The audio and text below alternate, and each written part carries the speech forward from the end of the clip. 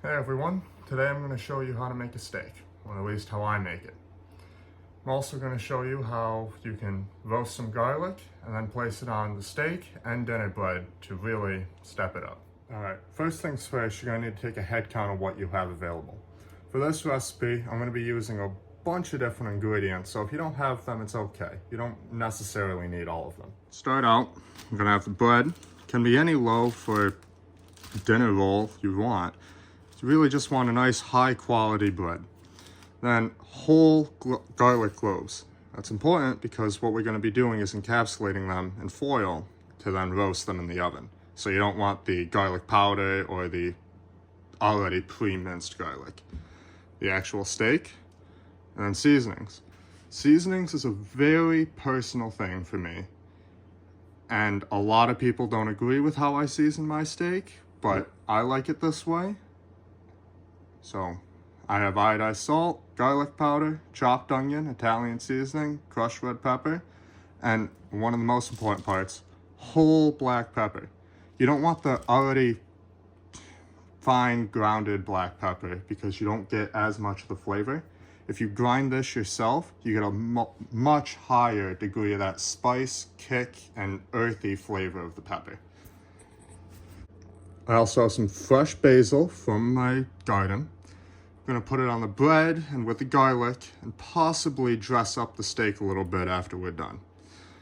Mortar and pestle to grind the aforementioned spices, some olive oil, aluminum foil, a high fat content butter, paper towels for cleanup, cutting board, and utensils, and then the other steaks.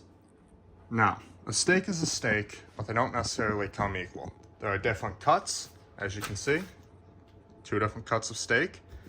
But even further than that, there's different marbling within the steak. Marbling is a term you hear a lot with steak, which basically means the intermuscular fat content. So you see the strips of white throughout this one? This one is pretty good marbling. Whereas this one, it's going to be a very kind of bland and tender piece of meat compared to this one. It's not going to make a huge difference, but we want to make a good steak here. So if you're in the grocery store, you might as well pick the best one. Here, we can really rule out these 3 as contenders. Now we just want to look at which one has the better marbling here. It's kind of a toss-up, but I think this one's a little bit better because this fat's going to render out more and give a steak a nice flavor. Okay. The roasted garlic is going to take a bit longer, so we're going to get that out of the way first. First off, you don't have to do this if you're cooking for yourself, but it's always nice to just add an extra layer of cleanliness and put on some gloves. Now, I'm going to take the whole garlic cloves, and we're going to just cut the very top of it, just so you can see all of the nice cloves of garlic inside of it.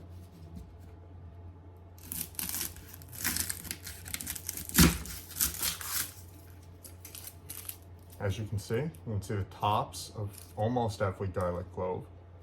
That one needs a little bit more, so we're just going to come in, cut like that. Generally, don't cut towards yourself. You're going to want to do that with every single one.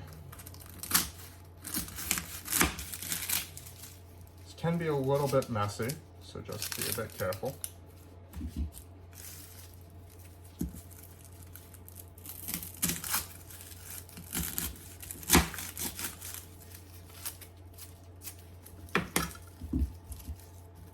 Just like that. Now, as any good chef, clean up a little bit, or clean your cutting board area. We're not quite finished. Now, you're going to want to get some aluminum foil. Get a nice amount. Then, you want to place one of these garlic cloves, maybe shed off some of the skin of it a little bit. Place it in the center of the foil, and you're going to want to drizzle the olive oil over it. Just like that. Now, you're going to want to make a boat to keep that olive oil nice and contained. And just take it and up,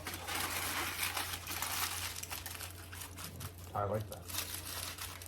So now you have that olive oil sitting right next to the garlic. You actually want to keep it as tightly packed as you can so the olive oil has to come up and over it. Now, I'm just going to do the same thing for all three of them.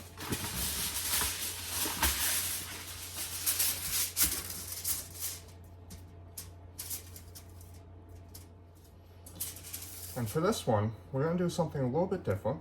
We're actually going to chop some of our basil and throw it on top of there. I'm thinking this one's going to be for our bread, so we really want that nice Italian, earthy flavor.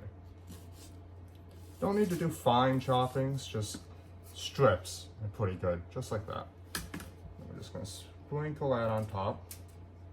Not quite all of it, because we do want to save some, but just enough to give it that flavor. Make sure it all stays on top, since the oil is going to bring all that flavor down as it heats up. And again, just drizzle the oil on top. I think I might also sprinkle some salt over it just to give it some extra flavor.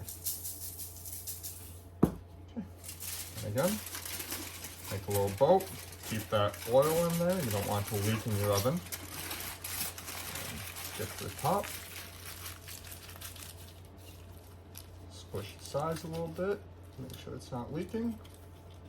Looks good. And the third one, we're just going to repeat that process again. Clean up the edges a bit. Get some aluminum foil.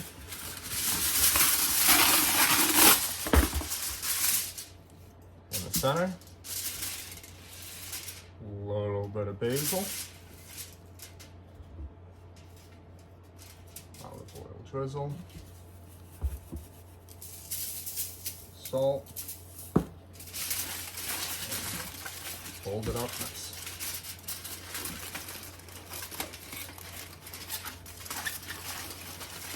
I don't want it to be difficult. Now, you really do want to be careful about this. I have had it leak in the oven before, and that can be like this. See how it's leaking a little bit? It's not too big of a problem. Just grab another sheet. Place this in the center and wrap it up again. No more leak. Now, we're going to want to start preheating the oven to about 450 degrees. We're going to want to let that sit there. Very important to let it preheat so that way it doesn't start cooking the garlic before actually roasting it. Now that the oven's nice and preheated, you want to throw the garlic you have into the top rack of the oven. Doesn't really matter, but the top rack tends to cook it a little bit faster, I've found.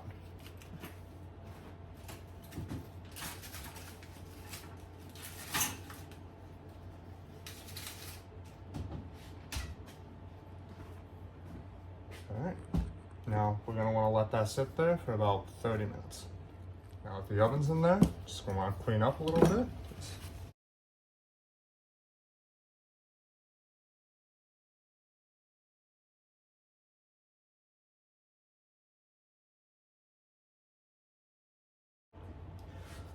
Now, we're going to start making the spice, or seasoning for the steak. Again, this is a subjective measure. I'm not going to measure anything out here because I know my own taste profile. I'd really recommend go through each of your spices, taste them, get a feel for how they taste, how they might interact with other spices, and then determine what you like when you get your steak at a restaurant. And then try to match that to what you're cooking. So for me, I have been cooking steak for a very long time. I know what I personally like. I like my steak heavily flavorful, heavily seasoned. So, to achieve my preferred amount, a lot of crushed red pepper. That gives you the heat and that flavor similar to regular black pepper, but a little bit hotter and a little bit less intense. Then, a lot of the black pepper. Again, whole black pepper. You don't want that ground stuff because you lose a lot of the flavor. A little bit of onion. Doesn't really matter, chop, dice, whatever. Not too much though, because that's going to throw off the flavor. Then, garlic. Garlic goes on everything. I mean, it's almost as useful as salt is in the kitchen. If you don't have some, get some. But you want a lot of that. Then, realistically, you could, once you add the salt, you could stop there. But, I feel like Italian seasoning gets a bad rap when cooking meat. I think it adds a nice flavor as long as you aren't overwhelming with it. So I like to add just a little bit in there. Not too much. And just for that natural flavor, I'm gonna add a basil leaf. All right, now you're gonna wanna mortar and pestle that. Okay, now this is pretty well ground up now. So I'm gonna just take a spoon, get into the heart of it, very little amount. You don't wanna, it is supposed to be spicy, so you don't wanna kill yourself here, but then just taste it.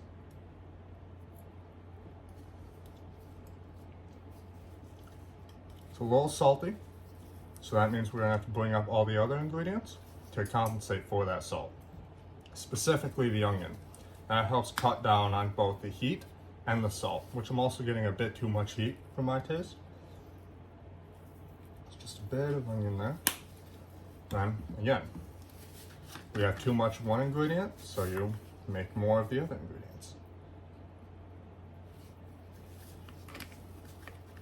Except, I'm not actually going to add any more of the crushed red pepper or the black pepper, because that, as I said before, adds the spice. I'm getting a little bit too much spice for my taste.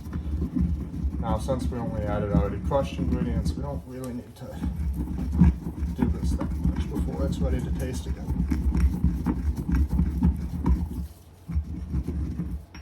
Okay. Then, once again, for the heart, shake most of that off. That's better. So that's a nice even mix between the garlic, the chopped onion, and the heat. Now the heat, you can actually do a little bit more because a lot of it is going to dissipate when you actually cook the steak. But if you want to season it after you're done cooking, like seasoning your cutting board, which we'll get to later, you want it to be about neutral where you want it.